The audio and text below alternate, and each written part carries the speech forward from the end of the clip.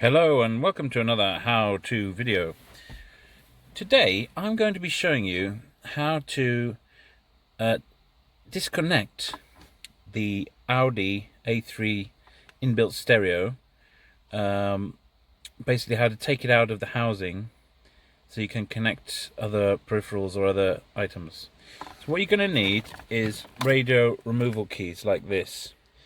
I picked up this set from Halfords.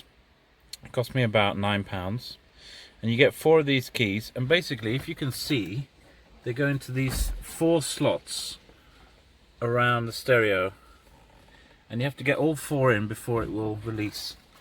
Now, it might take a bit of fiddling around,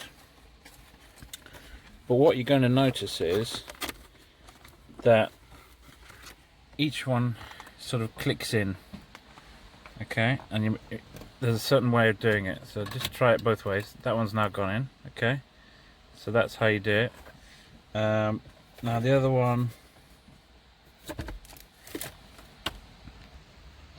I almost lost one there down the side of the seat, so be careful with these. They're easy to lose. They do actually slide out of the packaging, but again, so this is the 4th one, so I'm going to show you how to slide this in like so, with the curved bit towards the inside of the stereo, straight bit to the outside.